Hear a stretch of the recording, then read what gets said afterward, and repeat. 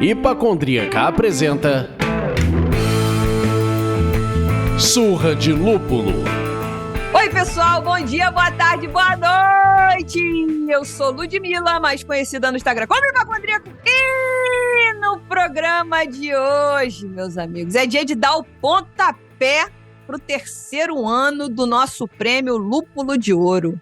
Esse ano a gente repetiu um cadinho a fórmula do ano passado, mas conseguimos uma ajuda poderosa no norte do país, uma jurada que esteve conosco. Mas para bater esse papo conosco aqui agora, estamos aqui com Bárbara Soares, que foi a nossa jurada no Centro-Oeste, e com Gil Lebre, que foi o nosso jurado aqui no Sudeste. Então eles vão aqui contar pra gente um pouco como é que foi essa louca experiência e tudo mais. Mas antes de pedir que os nossos convidados deem um alô, a gente tem o prazer de informar que esse programa é oferecido pelos nossos mecenas empresariais. Cervejaria Ussá, Cerveja da Casa, Rambier, Viveiro Vandenbergen, Prússia Beer, Montink e Iris Pay.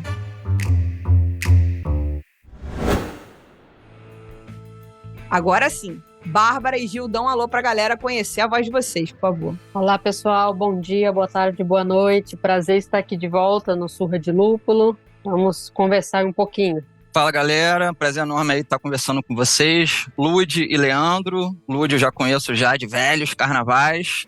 Leandro tô conhecendo pela primeira vez. E Bárbara só conheço nas redes sociais. Prazer enorme estar com vocês aí conversando hoje. Eu sou sommelier de cervejas de Niterói, Nikit, Cidade Sorriso, a vista mais linda pro Rio de Janeiro, chame como quiser. E aqui é italiano, tá? Não é joelho, não. O que tá muito errado, todo mundo sabe. Prazer enorme estar com vocês. Bem-vinda, Bárbara, bem-vindo, Gil. E eu sou Leandro, mas hoje vocês podem me chamar do bandeirinha deste prêmio. Eu só levanto a bandeira falando, tá impedido, tá impedido, tá impedido. Não posso fazer mais nada. Gente, a gente costuma bater esse papo aqui tomando uma cervejinha e eu quero saber de vocês. Bárbara, o que você tá bebendo por aí? Muito engraçado, né? Porque aqui em Brasília, nessa época, o clima muda muito. Então, inicialmente, eu tinha programado, tá muito quente, né? Vou abrir uma goza e tal, para dar uma refrescada. Do nada, despencou um temporal com chuva de granizo. Eu falei, então tá bom, eu tô com a Chivas Beer. Olha. Uau! Da Cruz, com a cervejaria local. Legal. E é isso aí. E você, Gil? Cara, eu tô bebendo uma cervejinha aqui também, cara. Eu tô bebendo uma Juice IPA da galera da Ranks, lá de Juiz de Fora. Essa aqui em específico é uma collab aí com a Hop Mundi. Cara, é uma Juice com Mosaic e Galaxy. Estive lá agora em Juiz de Fora e trouxe aqui pra beber com vocês. Juiz de Fora, grandes cervejarias aqui do estado do Rio de Janeiro, né? Juiz de Fora tá no Rio, né? Todo mundo sabe disso. Todo mundo lá tem um time do Rio, pelo menos, né? Que torce. Com certeza. O Gil levantou aquele copinho de suco agora, né? Ele tá falando que ele tá tomando uma cerveja, mas é um suco de maracujá. É, exatamente. Né? Com certeza. Suco Maguari. Maguari, exatamente. E tu, Lud? Bom, eu tô aqui, meus amigos, com uma que eu amo muito, a queridíssima, minha belguinha que eu amo demais, a São Bernardos ABT12. Olha ela. Tô fazendo tudo errado num dia de gravação assim do nada? Tô, mas ao mesmo tempo só se vive uma vez. E é assim que eu cheguei onde eu cheguei. Ou seja, deu merda, né, meus amigos? Deu merda. A cervejinha... No mínimo tá no ar-condicionado, né? Porra, claro, 19 graus. Atenção, ouvintes, presta atenção no tom de voz da Lud no começo e no final do programa, porque ele vai mudando, né? Vai ser tipo aquele meme que tá rolando na internet. Oi, eu sou Ludmilla, esse é meu primeiro copo de cerveja. Chegar no final, hoje é Ludmilla. Bom, mas vamos que vamos. E aí, bandeirinha, chama o VAR. Chama o VAR. Chama o VAR, chama o VAR. O que você tá bebendo hoje? Cara, eu tô naquele momento de poder dar uma pausa, dar uma diminuída. Então, quem tá ouvindo sabe, já não é o primeiro programa que eu falo isso, que eu tô na água. Pra mim, você ia falar Campari. Não, não, de jeito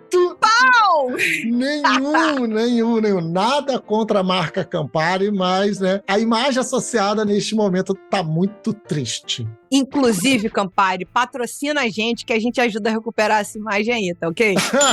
Porra. Perfeito. Patrocinar. Vamos reverter isso aí. Patrocinar um podcast de nicho que tem uma mulher homossexual e um homem, porra, bacanudo, que não é aquela porra palmolescência que fica lá falando que mulher não pode chamar pra tomar cerveja. Porra, Campari, ó, céu é o limite, hein? Vai daí, filhote. Então tá na moderação na água, tá, gente?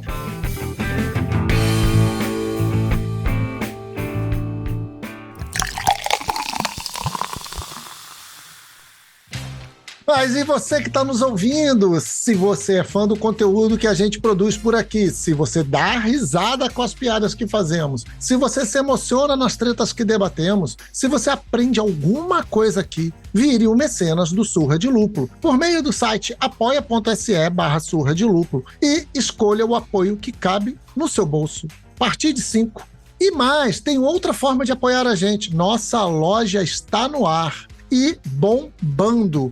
Vista o que você ouve. Acesse loja.surradelupulo.com.br e escolha a estampa que tem mais a sua cara. Enviamos para todo o Brasil. Mas não pode apoiar com grana agora? Sem problemas, meus amigos. Ajuda a gente a chegar mais longe. Basta enviar o link desse episódio para um amigo que gosta de cerveja artesanal ou compartilhar nas suas redes sociais marcando a gente. Estamos em diversas plataformas de streaming, mas o coração enche de amor quando rolam 5. Falei 5, cara. Não vai no Spotify dar 4. Dá 5. Ou então não vai. Quando rolam 5 estrelinhas no Spotify. Agora, se fechar o combo 5 estrelas mais comentário no Apple Podcast, aí puta que pariu. A gente pira de alegria. As avaliações ajudam as plataformas a entenderem que o nosso conteúdo é relevante e melhoram muito a distribuição dos episódios.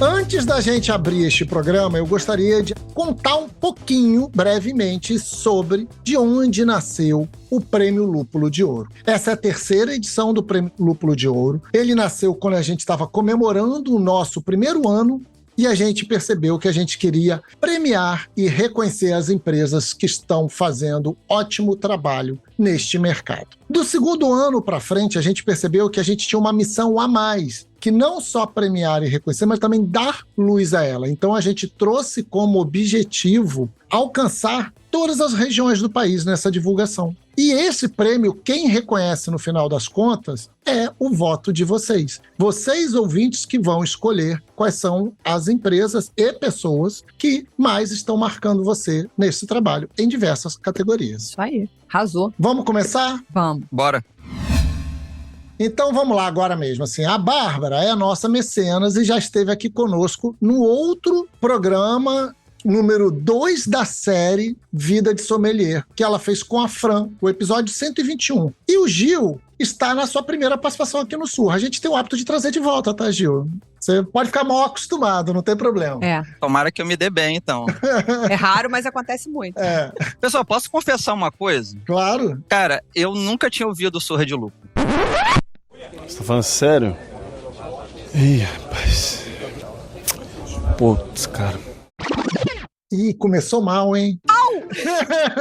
Eu acho que é o momento que vocês me expulsam, né, do programa. A gente tem outro aí na reserva pra chamar. Não, tá tudo bem. Não, eu quero ser bem sincero, porque assim, eu poderia chegar e falar, nossa, escuto vocês direto e tal. Mas, cara, eu não escuto podcast, é uma falha minha. Eu não tenho hábito. Cara, de vez em quando eu escuto o podcast do Mano Brown, Muito bom. que eu acho bem interessante, acho bem bacana, muito bom. Muito bom. Mas eu não tenho hábito mesmo, confesso. Das vezes que eu tentei, cara, principalmente na pandemia, eu escutava quando eu ia lavar louça, cozinhar. Mas eu geralmente quebrava copo, quebrava louça, eu me cortava na hora que eu tava cortando alguma coisa, me queimava. Aí eu pensei, cara, ou eu cozinho, ou eu lavo louça, ou eu escuto podcast. Então, às vezes eu realmente tenho essa dificuldade de ficar ali 1 hora do meu dia ou mais escutando e tal. Mas olha que legal, depois que eu escutei Depois que eu recebi esse convite, vocês me chamaram pra participar e que eu comecei a ouvir, cara, eu fiquei viciado. Ó, Não nos outros, mas no podcast do Surra de Lúpulo. E digo mais, cara, eu gostei bastante, principalmente pela diversidade que vocês oferecem. Muita gente eu nem conhecia, nunca tinha ouvido falar do trabalho e tal. E pelos temas que vocês promovem, que foge bastante da caixinha. Sim,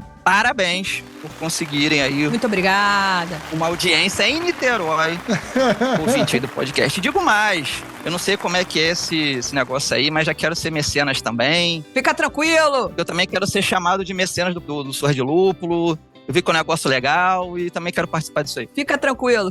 Até o final do episódio terá um link em seu WhatsApp. Fica tranquilo. é isso. Então, Gil, aproveita que você começou e já fez esse depoimento verdade aqui. Peço aí que você se apresente para que todo mundo saiba um pouco sobre você e depois, Bárbara, emenda um pouquinho aí na sua apresentação também, por favor. Eu sou o Gil Lebres. Cara, eu me apresento sempre como sommelier de cervejas. É como eu me reconheço. Eu, na verdade, comecei com a maioria como entusiasta, degustador de cerveja. Isso deve ser lá, por uns 16 anos atrás. Tava num boteco qualquer, bebendo uma cerveja qualquer. Olhei pro vizinho ali, vi um copão de Hefeweizenbier. Chamei o garçom e falei que era aquilo ali. Nem sabia o que era. O cara fez um serviço perfeito, me conquistou, foi um caminho sem volta. Dali, comecei fazendo cursinho de homebrew. Virei membro da Serva, a Serva Carioca. Até hoje sou, inclusive. Tem uma ligação mais com a Serva de Niterói, que é a cidade que eu moro e tal. E, cara, comecei a comprar tudo que eu via de cerveja pela frente. Naquela época surgiu a necessidade de aprimorar os conhecimentos, né? Conhecer um pouquinho o que eu estava bebendo. Minha fonte de consulta foram os blogs cervejeiros. A gente tinha muita pouca literatura, né? Vindo para o Brasil. Quando a gente tinha uma fonte de consulta, geralmente era a página de Orkut, que traduzia algum material. John Palmer, How to Brew, por exemplo. Enfim, eu sou dessa época. Então, blog, sei lá, do Edu Passarelli, o blog do Bob Fonseca, foram minhas fontes iniciais. Criei um blog de cerveja, gostava muito de escrever. Criei um blog chamado A Perua da Cerveja. Na minha época, blogueiro era quem escrevia, né? Você tinha uma página que você escrevia lá um conteúdo. Hoje o blogueiro é mais aquela galera de rede social que aparece e tal, enfim. Mas eu me encontrei mesmo como sommelier. Sempre gostei de avaliar uma cerveja, degustar, de escrever, meio nerd mesmo. Ia pra bar, ficava anotando num papelzinho. Hoje em dia eu não faço mais isso. Mas, então assim, como sommelier foi onde eu me encontrei. Cheguei a fazer cerveja como caseiro e tal, mas meu tesão mesmo era degustar, avaliar sensorialmente, esse tipo de coisa. Eu me formei lá no Instituto da Cerveja Brasil, em São Paulo, uma escola cervejeira que muitos conhecem. Na época o curso não vinha para o Rio de Janeiro, me formei em São Paulo. Praticamente fiz todos os cursos do ICB, mestre de estilos, harmonização, off-flavor. Até os cursos agora que rolaram na pandemia aí, online fiz também. Mas a galera começou a me conhecer mais quando eu participei do Campeonato Brasileiro de Sommelier de Cervejas em 2015. Eu acabei sendo campeão, né? Ganhando o campeonato. Eu era o mais bonito. Não, tô brincando. E dali as portas se abriram. Eu já vinha trabalhando isso foi em 2015, né? Eu já vinha meio que trabalhando timidamente com cerveja, fazendo umas consultorias, cartas e tal. Mas dali realmente as portas se abriram. Então já trabalhei com tudo um pouco. Já tive carta de cerveja premiada, já fui sommelier de bar, já tive ponto físico, né? Eu falei que meu blog era a Perua migrou do virtual pro mundo físico. Eu tive uma loja de cerveja no centro do Rio de Janeiro chamada A Perua da Cerveja, que encerrou suas atividades em 2019. Felizmente, falo felizmente porque eu não ia aguentar a pandemia que veio no ano seguinte. Aliás, parabéns a todo mundo aí que continua firme e forte aí com os bares, com os seus negócios cervejeiros. Mas eu, sem ser mãe de Ná e sem ter uma bola de cristal, eu tive uma decisão sábia aí de encerrar minhas atividades em 2019, porque eu não ia aguentar uma pandemia. Agora é você, Bárbara. Bacana, pessoal. Legal estar aqui dividindo o programa com o Gil. Não conheço o Gil pessoalmente, então uma boa oportunidade aí para bater um papo online. Obrigada, Lud e Leandro, aí pelo convite. Legal estar aqui novamente no Surra de Lúpulo, um programa que eu acompanho desde a pandemia. Programa que eu apoio, incentivo e gosto bastante. Bom, para quem não me conhece, meu nome é Bárbara Soares, sou sommelier de cervejas, de vinho, de cachaça, de chá, trabalho com destilados, trabalho com gestão, treinamento, enfim, dou aula no Instituto Ceres também, desde 2018, julgo vários concursos de bebidas, cerveja, de vinho, enfim.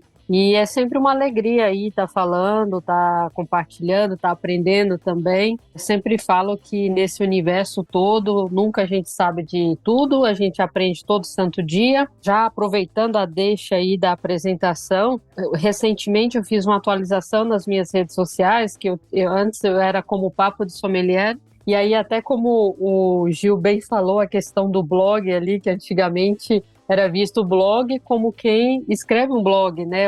Tem um canal de comunicação. E isso gerava, assim, sempre um questionamento, que as pessoas perguntavam, mas você tem um blog e tudo? E aí eu vi que estava disponível, né, o perfil, o nome, né, Babi Sommelier. Eu falei, gente, fica melhor Babi Sommelier, que remete à pessoa, sou eu mesma e tal. E daí eu mudei. Então, recebi várias mensagens aí no direct, todo mundo perguntando o que aconteceu, mudou o nome e tudo, enfim. Mas para remeter à pessoa, nunca tive blog nem nada disso. Enfim, ali o Instagram é a nossa ferramenta de trabalho, né? Pra gente mostrar ali o que a gente tá fazendo e tal, e essa coisa toda. Sempre eu gosto do Instagram de levar um pouquinho de informação também para as pessoas. Sensacional. Ô, Bárbara, qual que é o seu Instagram? Babi Sommelier, tudo junto. Bacana. Pessoal, aproveitando a deixa aí, me segue também, Gil Lebre.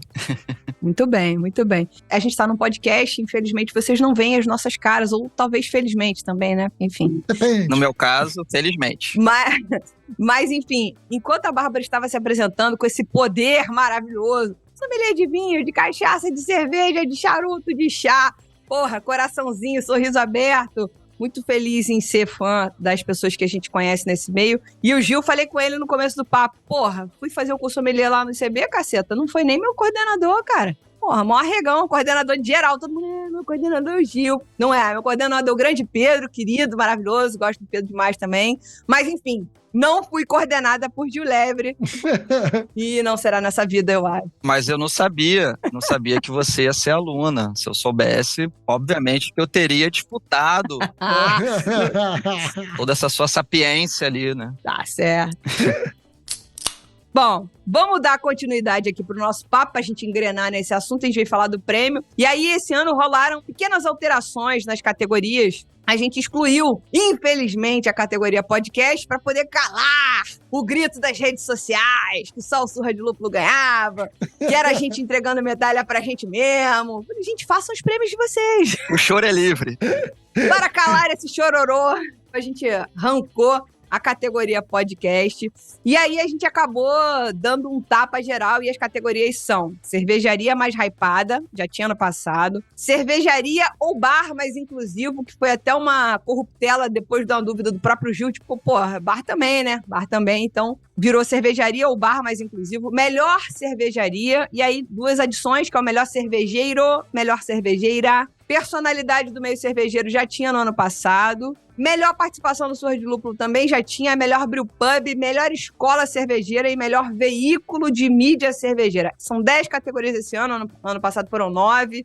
Então, gente, vamos votar sem moderação, pensando. Uma das propostas desse prêmio é, você vai bater o olho lá. Leandro não falou isso, mas acho que é importante. Vai bater o olho lá, vai ter um monte de cervejaria, de pessoa, de participação no Surra que você não conhece. A gente quer tirar você dessa zona de conforto, de fato. Exato. Vá conhecer. Ah, mas eu não vou conseguir conhecer apenas através do Instagram. Mas você saiu do 0 para o 5, pelo menos, meus amigos, né? Então vamos deixar de ser oblíquo, vamos prestar atenção no global. E essa era a proposta. Falou oblíquo. Gostou, né? Gostou. Me lembrou a Dana Chloe. Oblíquo, tá inventando palavra. É a melhor referência. Essa associação é maravilhosa pra mim. Obrigada. Vamos lá, então. Voltando pro papo, depois de explicar quais são as categorias e a proposta de, por favor, quem me mandar mensagem ou pro Leandro, mas eu não conheço, não posso votar. Não me fala isso. Pesquisa, procure saber. Fica a dica. Quais foram os maiores desafios pra vocês, jurados do Sudeste e do Centro-Oeste, na hora de mandar os nomes dos indicados de cada categoria? Bárbara, começa contigo. Qual foi o teu maior desafio? O maior desafio foi fazer mesmo esse exercício de pesquisa no que tange ali ao trabalho de cada um, né? Então, eu até comentei com a Lud que algumas regiões, assim, por exemplo, a região norte. Região norte, para mim, assim, eu achei bem desafiadora, de procurar mesmo, de saber o que está acontecendo, de ver mudanças e tudo mais, né? Então, ver o trabalho relevante de cada um, ver as as tendências de mercado, os destaques, ou então, eu não diria ausência, mas o que não está tão à mostra ali, o que está contribuindo para o mercado, a valorização, né, para a qualidade. Isso aí também eu procurei bastante isso, valorizar principalmente chão de fábrica, controle de qualidade e também valorização de profissionais femininas, né, ver a mulherada aí trabalhando, a cena cervejeira acontecendo e tudo mais. Então foi um desafio mesmo de sair ali, né, da casinha e pesquisar e buscar alternativas e respostas ali, né? Perfeito. E você, Gil? Cara, foi o mesmo desafio, foi o que a Bárbara salientou aí. Eu acabei usando realmente o Google, santo Google, Sim. para pesquisar bastante coisa. Consultei alguns amigos também, de algumas regiões, Legal. para confirmar, vem cá, ainda tá rolando essa marca, enfim, na sua cena cervejeira aí local e tal, não sei o quê. Mas no meu caso, assim, o meu desafio foi um pouco particular, no sentido que eu não tô mais visitando ninguém, né? Pra você ter uma ideia, agora no carnaval que eu peguei o avião pela primeira vez, desse período todo aí de pandemia, que eu acabei fugindo do Rio de Janeiro e fui pro Espírito Santo.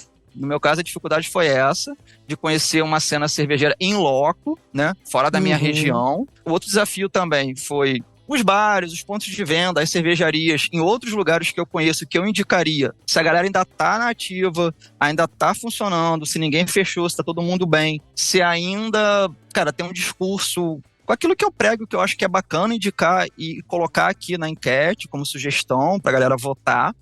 E aí rolou mesmo o Google e os amiguinhos aí de cada lugar para poder dar uma dica e tal. Sim. E, cara, e o outro desafio que eu tive foi realmente sair da minha bolha, né? Eu sou de Niterói, Rio de Janeiro, então a gente que é aqui do Sudeste acaba enxergando muito para baixo, né? Para São Paulo, para o sul do país. Então, o meu papel aqui era enxergar para o meio, para os lados, para cima, né? Para enxergar o cenário nacional como um todo aí em outras regiões do país. Então, assim, foi bem gratificante participar, foi desafiador, foi complexa a coisa, mas foi muito gratificante e eu fiquei com vontade de visitar um monte de lugar que eu não conheço, mas que graças a essa pesquisa me gerou esse tipo de interesse. E espero que gere em todo mundo também, que tiver que votar aí na hora. Votem! É isso. É essa a ideia. É isso. Vá lá, meus amigos. Porra, é isso. Aí, é prova viva. É exatamente essa a ideia. Muito bom.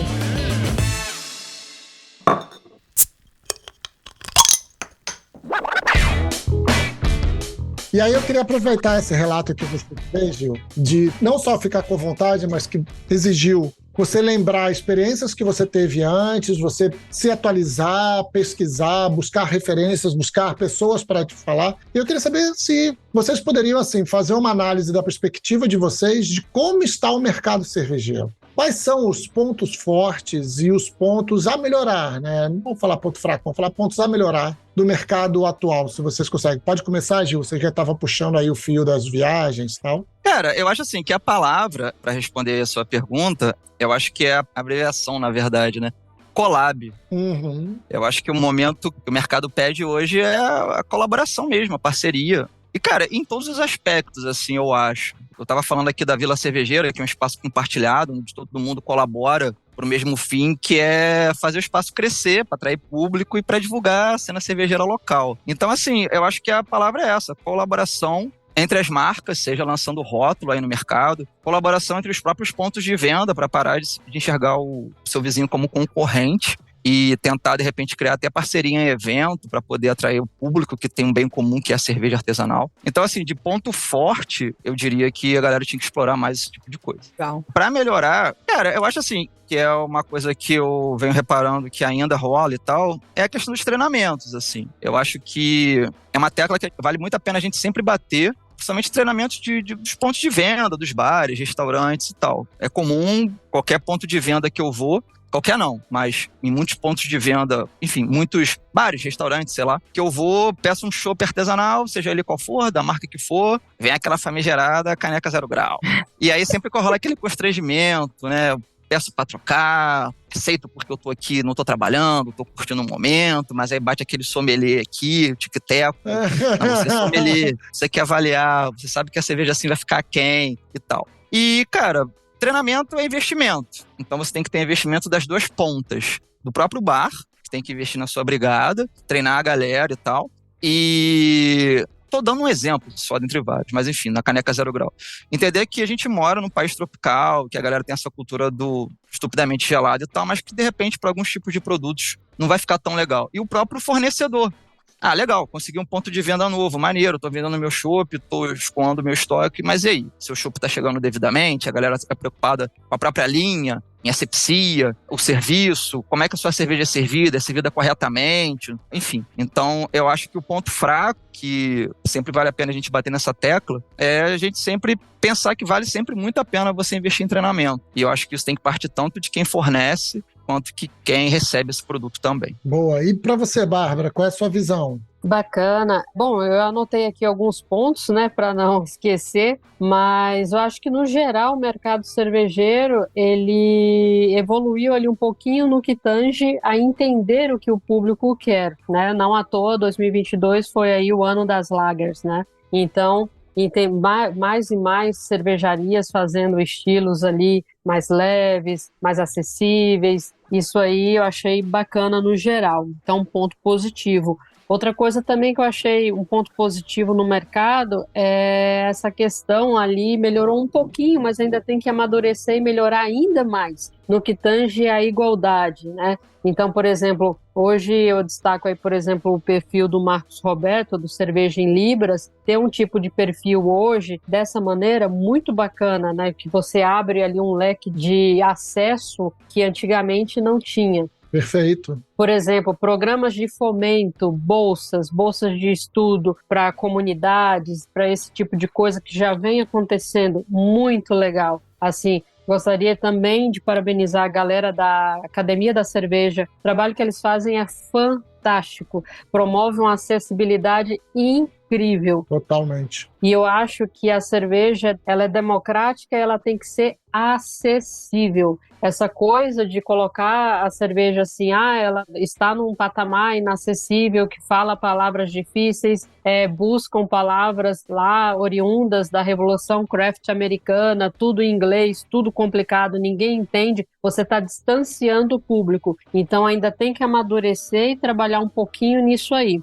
Aí os pontos, assim, né, negativos que eu vejo que tá, assim, muito ruim e que tem que melhorar muito, né? Eu sempre brinco que eu falo que eu sou a chata da ética, mas vamos lá. A ética, no geral, assim, do mercado tem que melhorar e muito. Eu falo de profissionais, eu falo de escolas, eu falo de PDVs, eu falo de cervejarias, eu falo de todo mundo. Então, assim, enquanto ético, você tem que respeitar o trabalho do outro, tem que contribuir. Muito bem, o Gil Lebre falou de collab. É isso, a gente veio de uma pandemia, sobrevivemos a uma pandemia. Então, beleza, vamos trabalhar colaborativamente, vamos ali não entender e enxergar o outro como um concorrente, mas sim, eu posso orientar nisso aqui, eu posso dar uma ponte para aquilo ali, né? Não é cervejaria artesanal passando a perna no PDV, que o PDV está ajudando a cervejaria artesanal. Então, assim, essas práticas, essas coisas, assim, eu vejo que há falhas, há ranhuras ali, rachaduras no mercado que tem que melhorar e muito. Outra coisa que eu acho que tem que melhorar, a questão do marketing, da acessibilidade que eu já tinha falado antes, e aí eu puxo também para a questão do treinamento. Treinar brigadas. Brasil é um dos países que mais forma sommeliers de cerveja. Pega toda essa galera que treinou, que está afim de trabalhar, bora treinar esse povo, colocar no front of house ali, que está atendendo o público, vamos montar e desmontar a chopeira, vamos colocar controle de qualidade, vamos fazer a cerveja ficar num patamar que o vinho é tratado. Levar para restaurante, para menu, degustação, para esse tipo de coisa. E aí, isso aí eu já puxo para um outro ponto, que é a valorização dos sommeliers. Total. Que está muito em baixa hoje em dia. Então, você tem um país que mais forma sommeliers, você tem uma baixa ali de treinamento de profissionais efetivamente trabalhando e temos também a falta de valorização. E quando eu falo falta de valorização, com perdão da expressão, mas é a prostituição do mercado. O que é isso? É um profissional que é formado, capacitado, enviar um orçamento com uma proposta do trabalho dele, e aí quem vai contratar, seja cervejaria, seja quem for, não valorizar isso. E aí pega, por exemplo, um que não tem experiência, que não tem capacitação, mas que está cobrando mais barato. Sim. Mas não, vou contratar só para contratar mesmo, entendeu? Aí remete ao quê? A falta de qualidade, a falta de ética, a falta de profissionalismo. Então isso, para mim, está muito falho. Só fazer um comentáriozinho sobre o que os dois falaram, que eu acho que é importantíssimo, acho que colaboração pode ajudar muita gente e é importante. A gente aqui no Surra já fez crossover, collab e o Escambau A4, então a gente tá sempre na expectativa de ajudar e ser ajudado, que é isso, né? No final da história é mais ou menos a mesma coisa. Mas eu acho que a Bárbara ela foi muito certeira, porque a gente tá debatendo muito essa questão de ética, a gente tá debatendo muito, e você também trouxe a questão do treinamento, gente. Cara, treinamento é encantamento. A gente tá falando do mercado que não tem grana pra gastar. Se o cara sentou no seu bar, filho, faz esse cara subir o ticket médio dele, encanta ele, pega ele no colo, leva ele no banheiro, sei lá, serve no copo limpo. Sabe, porque tem coisas que vão ser muito mais simples do que você imagina. Mas um treinamento de brigada é essencial. Essencial, totalmente essencial. Completa aí, Gil. Não, o que você falou não é nada mais do que o mínimo que a gente espera, né? Que todo mundo tenha. Você não quer que a experiência do cliente seja, pelo menos eu acho, que a gente não deva caminhar para esse lugar aí, que é servir uma carne com folhas de ouro, né, pra galera tirar 1 milhão de fotos, esse tipo de coisa. Pelo amor. Mas o que a gente pede é o mínimo, é isso que você falou, servir um copo adequado, não esteja sujo. Uhum. Mas eu acho que assim, como a Bárbara falou, a questão da desvalorização do profissional, do sommelier, da sommelier, é porque a gente não valoriza o pessoal de serviço, né? A gente não valoriza o garçom, por exemplo. Verdade. A maioria, não a maioria, tô generalizando, enfim, mas tem muita gente que se forma sommelier ou sommelier porque acha que vai trazer algum status pra ele. Pra postar no Instagram lá, botar lá no perfil, lá na bio, sommelier de cerveja. E você esquece, na verdade, que é um profissional de serviço, né? Que é igual a um garçom, não tem diferença. E como garçom, você tem que servir. Então, se você não está apto a servir, você é um sommelier ruim, né? E se você não respeita o garçom, por exemplo, para mim vai ali da base. Se você vai num restaurante e fala, ei, cara, oi, tudo bom? Qual é o seu nome? Se apresenta. Garçom, Total. garçonete, qual o seu nome? Acho que começa daí, da educação, do respeito da pessoa que está te servindo. Que no final das contas, o sommelier vai ser isso. Exatamente. Total. Assim, só um adendo, a minha base é a gastronomia, né? Então, muito antes de ser sommelier, eu trabalhava com gastronomia e sempre o servir veio primeiro, né? Então, como bem Gil falou aí, de valorização do garçom e tudo mais, é isso, né? É servir. Até hoje, quando eu dou aula e tudo, a primeira coisa que eu falo, para os alunos, né? Vocês gostam de gente? Vocês gostam de lidar com gente? Uhum. Perfeito. Por quê? Porque você vai ser sommelier, você vai lidar com gente, você vai lidar com N situações. E fora os outros perrengues, né? Carregar caixa e tal, logística, aquela coisa toda, limpar copo, montar, desmontar a chopeira no caso da cerveja, enfim. É o serviço a todo momento. Não tem esse glamour de fotinha, girando tacinha e tal, não sei o quê. É serviço. Assim, só quem já trabalhou num bar e ficar 8, 10, 12 horas em pé, cara, sabe o que é isso. Então não é mole, não. É bem, bem difícil. Eu acho que essa discussão é muito importante, gente. Eu acho que é muito rico a gente trazer isso no momento que a gente está buscando premiar gente que está tentando fazer isso com excelência. Exatamente. Por isso que esse prêmio é tão importante, né? E aí eu fico feliz da gente ter pensado, e aí quem a gente vai chamar? E aí ter pessoas que estão tão antenadas nisso. O Gil aqui no Sudeste, a Bárbara no Centro-Oeste. Aproveitar então já citar a Evelyn no Norte, que puta que pariu, ajudou muito a gente. A Francesca Tonetti no Nordeste. Lá no Sul, a Fernanda Salviano. E quem não percebeu, gente, sim, só são 7 jurados, dos quais 5 são mulheres. Maravilhoso. Sim, meus amigos, sim. Porque eu sou dessas. Na verdade, somos dessas, que eu faço essas papas pro Leandro, vai, mergulha fundo. Vambora. Enfim, então é isso. Não sou eu, somos nós. Vambora, mergulha fundo. Bom, desde que vocês começaram a trabalhar com cerveja, ou com bebidas, porque a Bárbara já entregou esse cachaça, charuto, chá e o escambau, quais foram as maiores evoluções e também as maiores escorregadas que vocês viram o mercado cervejeiro dar, né? Que é isso, né? A gente vê crescimento, inclusive a gente está precisando de um novo chute para cima. A gente conversou sobre isso no final de semana, né? Qual é o kick para cima que vai dar para essa cena crescer de novo? Bárbara, então começa você aí. Quais foram as maiores escorregadas e quais foram as maiores evoluções que você viu o mercado passar aí? Olha, vamos começar pelo lado positivo, né? Eu sou dessas que se tem que dar uma notícia ruim, eu sempre começo com a parte boa e depois eu vou para a parte ruim.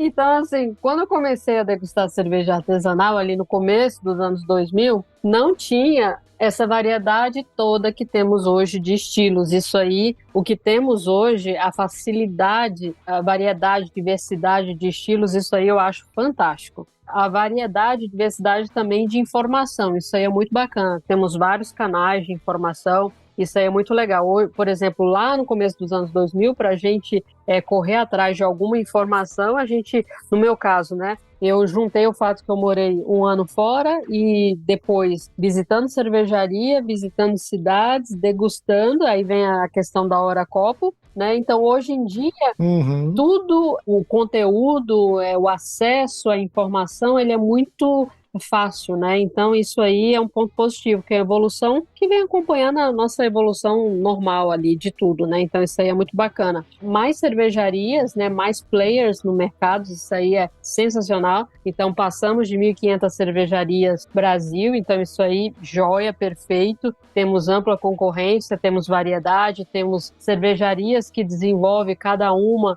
o seu nicho de mercado. Temos cervejarias que só faz lager, por exemplo, a Voz está aí para explicar isso. Temos cervejaria ali que se especificou na questão de cerveja selvagem, coisa linda. Então, temos aí várias e várias coisas. Por exemplo, nos últimos anos, eu tenho explorado muito essa questão das cervejarias rurais, né? Então, Zalás, Três Orelhas, Sim. Zapata, Oripacha, a própria Cruz aqui de Brasília, que também é uma cervejaria rural. Então, isso aí é uma pegada muito bacana, porque está muito associado ali com a sustentabilidade, né? Então, algo assim muito legal. Então, isso aí, muito bacana que eu vi ao longo dos anos. Outra coisa interessante que eu achei também é a quantidade de profissionais formados, né? Pessoas procurando se capacitar, buscando informação, buscando beber melhor. Por exemplo, lá no Instituto Ceres, em Recife, a gente atende não só a galera que quer ser sommelier mesmo, de serviço e tal, mas a galera hobbyista também, que está fazendo um curso como hobby para poder beber melhor, para poder entender melhor. Eu quero saber como beber melhor. Então, isso aí também eu acho bacana, né? Você ter um pouquinho mais de acesso ali. Por exemplo, quando eu me formei no ICB, o ICB não vinha aqui para o Centro-Oeste ainda. Então, eu lembro que eu passei um mês em São Paulo e aí eu tirei a certificação de sommelier de cerveja no ICB e eu aproveitei e tirei uma outra certificação também. Enfim, eu tive que me deslocar e ir para São Paulo e fazer lá. Coisa que hoje, já há alguns anos, já vem para cá e o Gil bem sabe aí que leva para várias cidades. Enfim.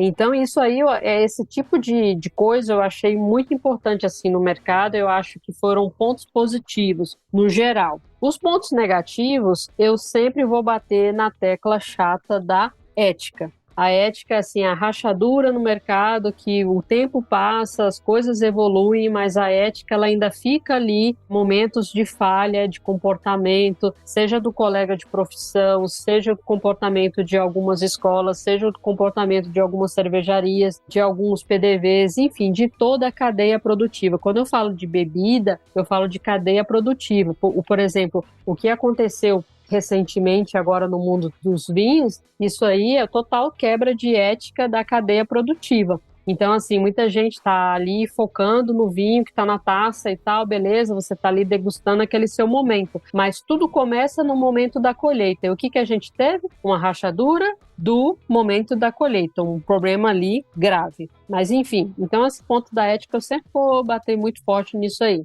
A falta de valorização dos profissionais, dos sommeliers, isso aí é outro ponto que eu acho que quando você busca controle de qualidade, melhorias, seja numa cervejaria, seja num PDV, seja num estabelecimento qualquer, se você está contratando um sommelier de cerveja, você tem que valorizar o tempo do sommelier de cerveja, pensando que preço é diferente de valor. Então, assim, não adianta você querer uma expertise, um atendimento de alta qualidade se você não está a fim de investir o valor. e o valor que aquele profissional de cerveja ele está colocando. E não é um valor que ele tirou da cabeça dele, ou veio da nuvem, ou de qualquer lugar que seja. Não, veio da trajetória. E aí eu falo, cada um tem a sua trajetória. O que fez no mercado, o que contribuiu no mercado, o que vem desenvolvendo ao longo dos anos, tantos anos que tem de formado, enfim. Então, essa parte da valorização, eu acho que ainda é muito falha. E aí, mais uma vez, eu levo para o lado do treinamento, falta, assim, é muito triste quando eu saio, assim, para ver estabelecimentos, eu falo, caramba, tanto de profissionais formados e está acontecendo esse tipo de erro aqui. Então, é até muito engraçado, porque quando, por exemplo, eu viajo, ou até mesmo na minha cidade, eu vou em estabelecimentos, quando eu quero ter paz, eu sento de costas para a brigada, para o meio da ação, do tudo que está acontecendo, porque eu não quero ver. Eu prefiro não ver. Se eu quero ter paz, sossego de espírito, eu prefiro não ver. Porque se eu vejo, dá vontade de levantar da cadeira e ir lá ajudar e fazer alguma coisa. Por quê? Porque falta treinamento da galera. Perfeito. E aí, claro, eu jamais deixaria de citar também, eu acho que foi a maior rachadura ali do mercado cervejeiro, foi o caso de racismo e preconceito que tivemos ali. Total. Isso aí é uma coisa inadmissível e que realmente, sim, Patética. é patético, inadmissível, algo que não era para ter acontecido e não era para ter manchado a trajetória ali. E aí, essa questão do racismo, eu puxo para a questão também do preconceito e levo também para a minha visão enquanto jurada de concurso, que eu fico muito triste quando eu participo de um concurso, eu vejo muitos homens e poucas mulheres participando. E aí isso aí também vejo ali uma coisa que o mercado ainda está engateando e tal, aquela coisa de amadurecimento ainda, que o negócio está ali ainda devagar, né? Então são pontos ali que realmente eu espero que a coisa melhore, amadureça com o tempo, né? Infelizmente, eu sempre falo, as pessoas aprenderam no amor ou na dor, errando, acertando, mas o mercado realmente precisa melhorar um pouquinho. Eu queria fazer um pequeno comentário quando você falou da ética, que eu achei bastante interessante, que você falou de toda a cadeia, e aí você chegou a falar até mesmo ali do cultivo, tal, de tudo. Eu acho que também, e aí conecta com o treinamento, tá? Eu acho que a gente tem que começar a despertar um ponto de ética, que é a ética no serviço também. Sim. Até porque as cervejarias estão fortalecendo as suas comunicações, né? Quando as cervejarias, que muitas delas eram B2B, entregavam uma distribuidora, a distribuidora distribuía para pontos de venda e o ponto de venda lidava com o cliente final, agora as cervejarias também estão vendendo para o cliente final. Sim. E a gente não pode esquecer que a gente está falando de um produto sensível, porque ele envolve... ele tem uma camada de toxicidade, né? O álcool é um elemento tóxico, acabou. Ele tem uma camada de responsabilidade social, porque sim, as pessoas tornam-se dependentes de alcoolismo por causa do uso não moderado. Então, é importante que essas empresas e toda a cadeia também tenha essa consciência. Faz muito tempo. Quando você começou a falar, eu falei, cara, realmente, a ética está presente na comunicação, está presente no serviço, a ética, o cuidado, o zelo, né? Ele tem que estar presente em todos os momentos, ele não pode ser ignorado. E muito bacana, né, Leandro, essa parte da cadeia aí que você deu uma frisada agora, porque quando eu falo de cadeia, eu estou pensando em tudo. Sim. Desde a galera que planta o lúpulo, que colhe o lúpulo, a galera das lojas de insumos. Quantas lojas de insumos cervejeiros fecharam durante a pandemia? Várias. Muitas. Aqui em Brasília mesmo, tínhamos 4, 5, fecharam todas. Só temos uma. Então, por exemplo, esse movimento do cervejeiro caseiro, aqui em Brasília eu sou associada, né, da Serva Candanga. Então, eu acompanho de perto esse movimento ali do cervejeiro e tudo. Cara, é uma cadeia, tá tudo muito ligado, né? Então, assim, muita gente fala, mas caseiro não tem nada a ver com profissional, com cervejaria e tal. Cara, querendo ou não, esse hobby do caseiro, ele fomenta também as cervejarias. Total. Porque tá fomentando o artesanal, tá fomentando os eventos, tá fomentando tudo, ou seja, uma coisa tá ligada com a outra e depende da outra, tá amarrada uma coisa na outra. E aí eu vejo que nessa cadeia toda, unindo lojas de insumos, fornecedores de insumos, plantadores de lúpulos, as cervejarias, no fim da cadeia, eu vejo a educação, as escolas que estão formando e colocando gente no mercado. Então tá tudo ligado, tá um ligado no outro. E assim, se não tiver ética em todos esses setores, todo mundo junto, trabalhando ali colaborativamente, cara, a coisa não anda não vai. Uma hora dá uma brecada, não vai. Perfeito. E tu, Gil? tem que respeitar realmente a Bárbara, não quis me intrometer, porque ela sintetizou perfeitamente, assim, muito do que eu penso, talvez na sua totalidade. Eu só acrescentando, a questão do caseiro, na verdade, a maioria começa como caseiro, né? A maioria começa como robista e vê uma oportunidade, vê um produto bom que está sendo feito. Tem muito caseiro, às vezes, que faz cervejas melhores até do que as feitas na fábrica, né, em alguns casos. Porque a pessoa já entende melhor os processos, já às vezes fez um curso, é um autodidata e sabe fazer cerveja, entre aspas, igual gente grande, né, vamos dizer assim. Mas eu acho que tem que ser respeitado, sim. Mas também separar sempre as coisas, né? O caseiro é aquela pessoa também que, falando na questão da ética, que a Bárbara salientou muito bem, o caseiro também tem que ter essa ética de não vender o seu produto, por exemplo, também, né? Entender que é um hobby, que não tem o registro no mapa. E se ele quiser dar esse passo, sim, que ele vá se profissionalizar, no sentido de fazer numa fábrica, virar um cigano e por aí vai.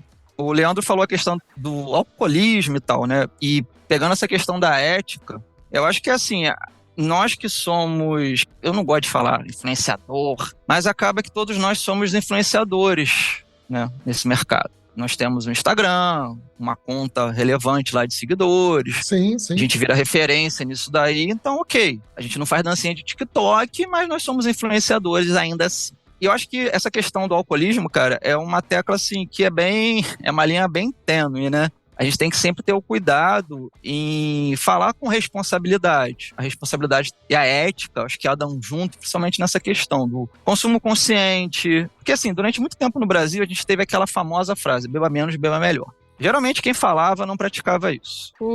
Então assim, cara, vamos ser realistas, cara. A gente tem um problema. Eu tive contato com várias pessoas, até para oferecer cursos de cerveja, que me relataram, cara, então, saí do meio, tive problemas e não me mande mais esse material, você não é obrigado a saber nem nada, mas é porque eu não tô mais nessa. Tive problema com álcool e tal, tive problemas sérios de saúde, então hoje eu não tô mais consumindo cerveja nem nada do tipo. Então, assim, a gente que fica toda hora falando de cerveja, de bebida alcoólica e tal, é sempre legal a gente, às vezes, ter essa responsabilidade, essa ética, né? De abrir os olhos da galera, pra tomar cuidado, pra sempre que for pra um evento, tá consumindo água, tá se alimentando. Que, cara, a gente trabalha com cerveja, mas a gente não bebe cerveja todos os dias. Que esse glamour cervejeiro é uma ilusão, que não é... Nossa, você trabalha com cerveja, pô, maneiro, você bebe cerveja toda hora, o tempo... Cara, não é assim. A gente tem que ir ao contrário. A gente tem ali uma ética que, cara, a pior coisa que tem é um profissional se apresentar bêbado para um cliente, num evento, com colegas de profissão, ou até com pessoas que gostam do teu trabalho, esse tipo de coisa. E se o problema fosse só estar bêbado, era uma coisa, mas o problema é que você pode desencadear outras coisas, problemas sérios de saúde, criar uma doença, enfim, esse tipo de coisa. Então, eu acho que vocês levantaram essa lebre pro Gil Lebre. Isso aí, boa. Só para acrescentar o lance dessa pergunta que a Bárbara sintetizou super bem, mas a questão da evolução. Eu acho que as cervejas brasileiras evoluíram muito. E, em contrapartida, os consumidores também evoluíram muito. Eu não sei o que nasceu primeiro, o ovo ou a galinha. Se as cervejas começaram a ficar melhores no Brasil porque os consumidores começaram a exigir cervejas melhores, ou se hoje a galera bebe uma cerveja melhor porque a galera começou a fazer cervejas melhores. Cara, eu falo, você não precisa mais importar. Tudo bem, eu adoro as cervejas clássicas, referência, que vem lá de fora. Mas, em teoria, você não precisa mais importar lager. Clara, por exemplo, que é uma cerveja que sofre muito, né? Uma Helles, uma Kirsch, uma Pils. Você não precisa mais importar uma IPA, que a galera que traz a Serra Nevada, a Firestone não me escute. Eu adoro, bebo ainda, mas você tem uma galera fazendo as melhores IPA do mundo aqui do teu lado. Então, assim, hoje as cervejarias estão fazendo cervejas melhores, assim. Você falou que é o ano das lagers, né? Concordo plenamente contigo, cara. A Narcose fazendo, cara, lagers, só o filé. A Frauenfeld fazendo só o filé. E, cara, a lista é enorme. Se for nas Juice, essa que eu tô bebendo aqui da galera da Hanks, você pega ali a galera da Koala, Tarim, São Paulo, um monte de lugar aí, surfando aí nessa parada. Então, eu acho que a gente tem uma evolução. Tipo, hoje a gente bebe IPAs muito melhores do que aquelas caramelipas que a gente bebia antigamente, né? E eu acho que isso anda em conjunto com a evolução, vamos dizer assim, dos consumidores mais criteriosos, que bebiam essa cerveja, porque maneiro beber uma cerveja artesanal, mas ela não entregava aquilo que, cara, tinha que ser. E a galera foi estudando, talvez foi viajando, foi conhecendo na fonte e vendo, cara, o que eu tô bebendo lá no Brasil, eu tô batendo palma, tá aquém do que eu tenho que esperar de uma cerveja boa. E aí foi um corre geral, assim, né? A evolução acho que foi da cerveja no Brasil e no consumidor também. E, cara, só pra finalizar, você falou bem, pra mim a maior gafe, vamos falar assim, do mercado cervejeiro, escorregadia, que foi o que vocês colocaram, foi realmente a questão desse grupo aí de WhatsApp que alguém soltou aí um monte de print aí de racismo, preconceito, escancarado, que, cara, eu confesso que eu não sei como é que tá isso hoje em dia. Eu confesso a você que não é nem questão de ter boicotado marcas, mas eu fiquei muito triste, assim, porque era uma galera que eu conhecia, que eu bebia cerveja, que eu frequentava o ambiente, eu frequentava o ponto deles e tal. E, cara, eu confesso que na pandemia eu parei de consumir muita coisa. Não só parar de consumir muita coisa dessa galera aí que começou a propagandear um monte de M na encolha, mas que acabou se tornando público, que alguém printou e soltou para geral. Mas eu deixei até de ir em eventos, deixei até de participar de concursos como jurado, de pessoas que estão até aí, cara, sendo chamados aí para... enfim, tomar à frente um monte de empreendimento e continua. Parece que nada mudou, sacou? O pessoal até brinca, né, que brasileiro tem mente curta, o meio cervejeiro mais ainda. Infelizmente. Infelizmente. Eu achei bacana o Gil ter levantado esses pontos aí. E assim, nós, enquanto profissionais, a gente tem que ser seletivo também. Eu sei que participar de concurso é muito bacana, porque se você foi chamado, significa que você está fazendo um trabalho legal, você foi reconhecido e tal. Isso é um marketing positivo para você enquanto profissional. No entanto, você tem que ser muito criterioso e seletivo com quem está organizando esse concurso, com quem está participando. Então, eu também deixei de participar de concurso por conta disso, né? E eu acho que até produtos de cervejaria, e eu estendo para outros produtos também, da pandemia para cá, mais do que nunca eu estou muito seletiva. Então, se eu tenho um produto, se eu tenho uma cervejaria que até faz um trabalho legal, mas se tem alguém que está lá dentro, que escorrega de alguma maneira, que está fazendo besteira, que está fazendo coisa errada, eu não estou falando fazer besteira no que tange a erro de produção, não. Eu estou falando no que tange a ética. Eu deixo de consumir o produto. E eu já fiz várias pesquisas de mercado e sim, os consumidores estão muito atentos com relação a isso. Bastante. Sim, com certeza.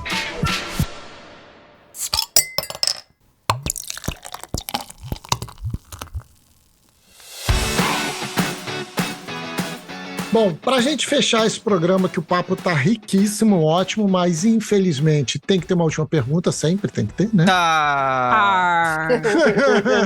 Não dá pra virar à noite, conversar, até dá, mas isso é um papo com os mecenas.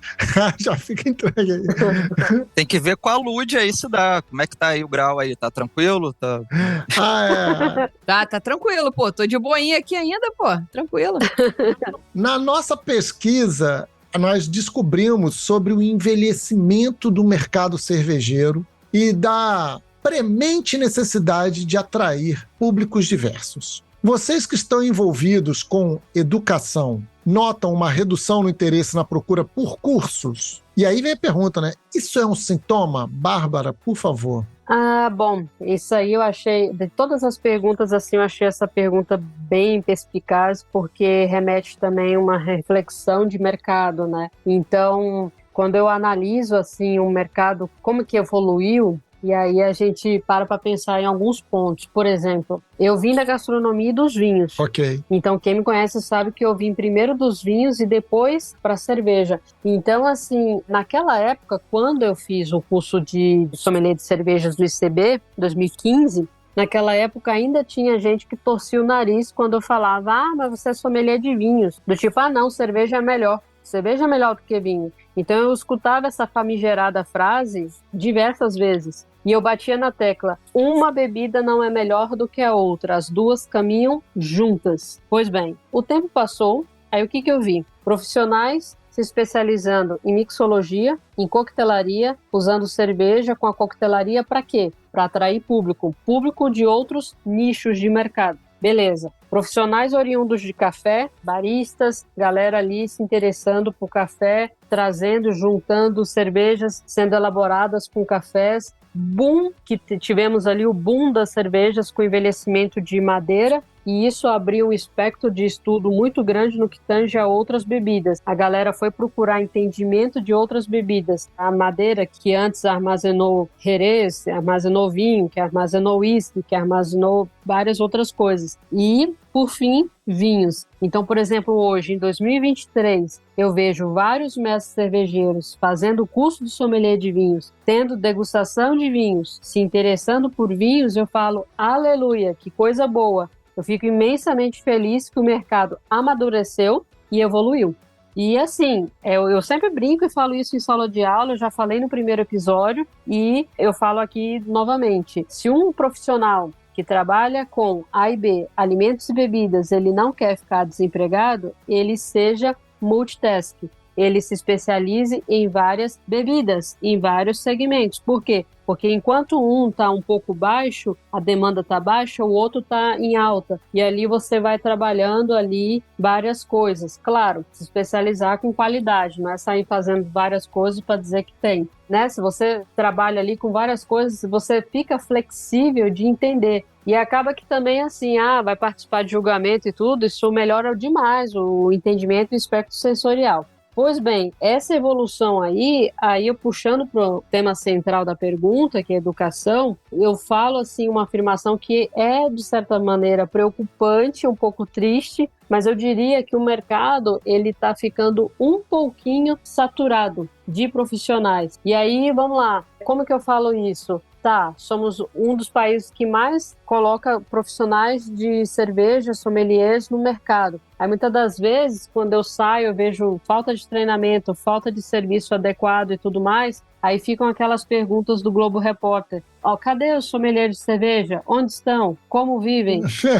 Uhum. Do que se alimentam? Pois é, aí é ok. Eu entendo que tem uma galera que faz porque não tem interesse de trabalhar no serviço e tudo mais. Porém, o que eu vejo, tem muita gente, tem muito profissional, tem uma galera que trabalha ali, que prefere focar em marketing, assessoria, em mídia, isso aí é muito bacana, é positivo. Muita gente que eu vejo aí criticando os blogueiros e tudo mais, não, eles têm a contribuição deles e eles têm que existir porque ajudam sim toda a cadeia produtiva, tá ali no bolo, faz parte. O que eu acho é que falta valorização do mercado, do profissional. Uhum. E aí eu puxo ali nas escolas o seguinte, as escolas elas precisam sempre melhorar. Então assim, quando uma pessoa procura um curso para fazer, aí ela procura ali aquele curso para fazer. Quem que dá aula? Como que são essas qualificações desses profissionais? O que essa escola está oferecendo? A escola está se atualizando e tal, esse tipo de coisa. Então, assim, não só ficar naquelas disciplinas básicas que sempre teve nos cursos aí de formação, mas disciplinas que são agregadas no curso e que fazem parte e que tem que fazer parte. Por exemplo, na pandemia eu fiz um curso de gestão de bar no ICB. Uhum. Foi ótimo, porque eu aliei toda a prática que eu tinha de gestão de bar, de gerência de bar que eu tive, eu aliei com as teorias. Né? Então, por exemplo, Fernando Carvalho foi um dos meus professores maravilhoso. O cara é um monstro de alimentos e bebidas ali, sabe muito de gestão. Então, eu acho que assim, essa questão da qualificação tem que ter, e as escolas têm que procurar capacitação e qualificação e melhorias sempre. Aí, quando eu falo de qualificação, a galera também que se formou de sommelier de cervejas, elas têm que se qualificar. Não é porque eu me formei de cervejas em não sei quantos, 1900 bolinha, ou 2000, ou 2000 e tanto, que, não, eu sou sommelier de cerveja e pronto, acabou. Não, você tem que se qualificar, você tem que se reciclar, você tem que estar por dentro do que está acontecendo. Você foi chamado para julgar um concurso, como é que está o seu sensorial? Você tem um curso de off-flavor? Quanto tempo que você fez a sua calibração de off-flavor? Normalmente, a gente faz uma vez ao ano. Então, assim, é um tipo de coisa que tu tem que correr atrás. Quando eu fiz o curso de sommelier de cerveja, logo na sequência, eu fiz um curso de montagem e desmontagem e asepsia de chopeiras, que foi até a Memo que deu aqui em Brasília em parceria com a Abracerva local. Para mim, foi um baita de um complemento de curso. Uhum. E aí, óbvio, né, na labuta do bar, de gestão e tudo mais, montando e desmontando chopeira, que a gente aprende mesmo. Com certeza. Então, assim, aquele debate que sempre tem, né, nos nos grupos, o sommelier de cervejas, ele sai formado, capacitado, 100% pronto. Eu sempre falo, não sai 100% pronto, ele tem que correr atrás. Legal. O curso te dá uma orientação, e aí você busca entendimento e complementação daquilo ali, para você se especializar no que quer que você queira se especializar. E a minha dica é não se acomodar, você tem que se qualificar e correr atrás. Isso aí. E aí, Gil? Difícil falar depois dessa mulher, hein? Cara, pois é, cara. Ela é terrível. Ela joga a bola, minha função aqui é matar no peito e tentar continuar aqui. Assim, como eu falei, eu coordeno os cursos do Instituto da Cerveja aqui no Rio, né? Em algumas outras praças também. Ela mesmo falou, muita gente procura os cursos, né? De sommelier, enfim, seja a instituição que for, muitas vezes porque não quer nem trabalhar na área, né? Quer realmente só aprimorar seus conhecimentos, né? Ter uma orientação com relação à avaliação sensorial, como degustar, quer saber da história da cerveja, estilo, enfim. Mas a gente tem muita gente, cara, que procura o curso como se fosse uma salvação para a vida. Gente que tá, às vezes, insatisfeito com alguma outra área e quer, de repente... Cara, e aí? Se eu virar um sommelier, eu consigo trabalhar com isso? Eu tenho emprego garantido e tal? Cara, e assim, eu nunca fui um vendedor de sapato. Não coube no seu pé. Mas ele vai amaciar, então vai ficar mais confortável. Mas tá pequeno. Não, mas olha só, seu pé vai crescer, sua unha vai crescer, então vai caber. Eu nunca tentei arrebatar aluno dessa forma. Pelo menos eu acho que não. Tanto que eu sempre... Tinha muita gente que me procurava e falava assim, Gil, você indica o ICB ou a instituição XYZ? Eu falo, cara, eu só posso falar do ICB porque é que eu conheço, foi onde eu me formei, onde eu fiz o curso. Voltando àquela parada da ética. Cara, eu não vou falar mal de um concorrente que eu nem encaro dessa forma. Aliás, eu vou além. Eu conheço muita gente, às vezes, que faz ICB, por exemplo, em tecnologia, faz um science como sommelier, faz, sei lá, um mestre em estilos, de repente, na escola superior, cerveja e malte. Porque a pessoa quer realmente ter experiência de ampliar o seu leque ali de aprendizado, de instituições diversas, de professores diversos, e por aí vai. Então eu sempre falo, cara, o que eu posso te falar é do Instituto da Cerveja, que foi onde eu me formei e onde eu coordeno. Eu nunca vou falar mal de quem eu não conheço e já não faria isso por si só. E a galera que me procura porque acha que o curso de sommelier vai salvar a vida, ou até a galera que já trabalha como nessa área de gastronomia, de bar, de bebida e tal, eu falo, cara, estudar nunca é demais. E você nunca vai saber tudo. Então aqui pode ser um início, né? Como pode ser um meio, mas nunca vai ser um fim. Então aqui é um curso que vai, de repente, te trazer uma aptidão, você vai desenvolver isso, e cabe a você a crescer nisso, continuar trabalhando com isso, e continuar procurando outros cursos. Tá fazendo pelo menos uma vez por ano, dando essa calibrada nos offs, como a Bárbara falou, procurando trabalhar com outras coisas. Eu, por exemplo, eu conheço muito sommelier, que começou realmente servindo, né, na essência. Começou lá embaixo, às vezes como cumim, cresceu, virou um garçom, né, virou um gerente e virou um sommelier da casa. Mas eu, por exemplo, nunca tive essa experiência. Eu agora vou começar em breve um curso de garçom, porque eu acho importante você aprender a base da profissão, né? Porque afinal de contas é o que eu falo, cara. O sommelier, ele é um garçom. Você serve pessoas. Você tem que gostar realmente de gente. Você tem que gostar de servir. Essa doação de você... Cara, doação mesmo, cara. Da mesma forma que, pra mim, não existe nada melhor do que você abrir uma cerveja e servir uma pessoa. E eu falo isso não só como trabalho, mas como prazer. Às vezes, abrir uma cerveja, sei lá, que você tá guardando há mó tempo em casa, saca? Que você tá guardando para um bottle share, para um momento. Cara, tu vai abrir aquela, sei lá, Westvleteren 12 que você trouxe lá da Bélgica lá e vai beber sozinho. Não, porra. Abre com aquela pessoa que você gosta. Compartilha isso. E o serviço é um compartilhamento, né? Você está compartilhando ali algo que você sabe fazer de melhor e você está entregando aquilo para alguém. Então, eu acho que o curso, falando sobre essa redução do interesse, que era a pergunta, eu não acho que há uma redução de interesse. Eu acho que muita gente continua interessada, sim, em fazer os cursos. Sim, eu acho que diminuiu, eu posso falar que a gente diminuiu a quantidade de alunos inscritos nos nossos cursos do ICB no Rio, Mas eu acho, cara, que é a situação atual.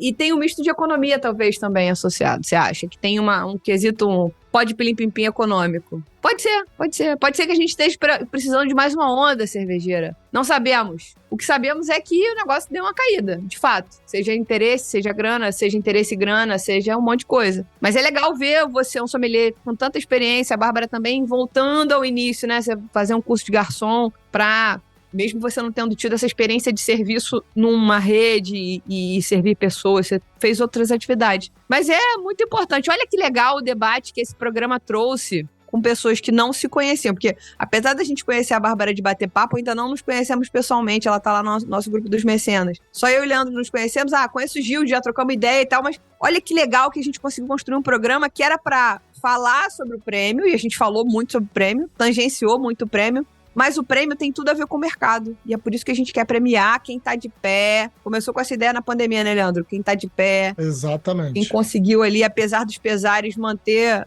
o peito estufado, alguma dignidade, pra estar aqui agora.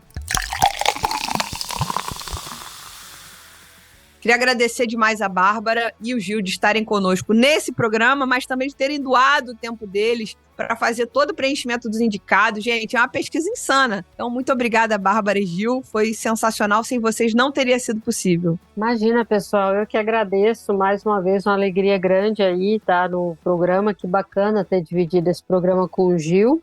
Agradeço imensamente ali nas redes sociais, vocês podem me acompanhar, Babi Sommelier. E é isso, né? Eu acho que o mercado tem que amadurecer. Saímos de uma pandemia, tem muita coisa aí ainda acontecendo, né? Então, cervejarias mais e mais ali capacitando, investindo em inovação, em criatividade. Eu acho que é para lá de importante entender o seu nicho de mercado, investir em marketing, trazer uma linguagem mais acessível, didática, direta, para que o público consiga entender. Eu acho muito triste, assim, quando eu vejo sommeliers de cervejas falando palavras difíceis ali, achando que está abafando, quando, a bem da verdade, você está afastando o público, né? Isso aí. Então, a cadeia como um todo, a galera como um todo, todo mundo, né, tem que trabalhar de uma maneira ali simples, direta, didática, para aproximar a gente, para trazer mais gente para o universo cervejeiro e fomentar o mercado como um todo. Perfeito. Pessoal, novamente, obrigado pelo convite. Apesar de não ser uma audiência do Surra de Lúpulo. É agora. Fiquem certos que vocês conquistaram um ouvinte aí, que agora quer ser até um mecenas. Olha que legal. Que bom, que bom, que bom. Cara, pra mim foi super prazeroso trocar essa ideia hoje aqui com vocês. A Lud eu já conheço. Uma pessoa que eu gostaria até de conversar mais aí, espero que a gente consiga se encontrar mais aí para trocar mais ideia. O Leandro não conhecia realmente, prazerzão conversar contigo. Prazer todo meu. Pena que você não tá bebendo hoje, mas tudo bem, acontece. E a Bárbara, é prazer enorme, não conheço também pessoalmente, mas só escuto todo mundo que fala da Bárbara fala super bem de você e eu acho que tudo que você falou, eu assino embaixo.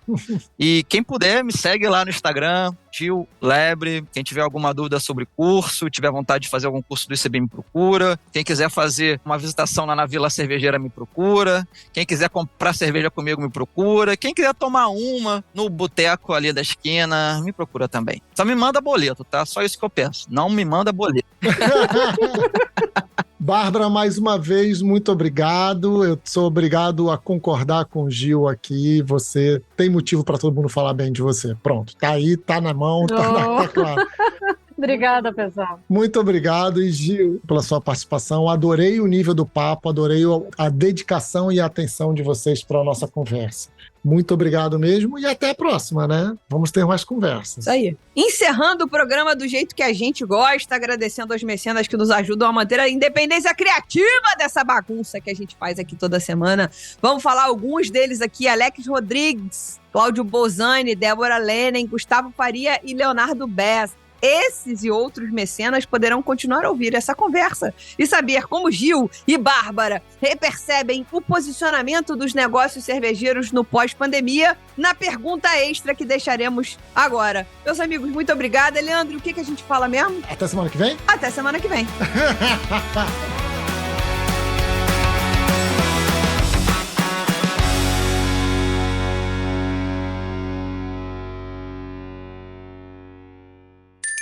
Beba menos, beba melhor. Beba com moderação.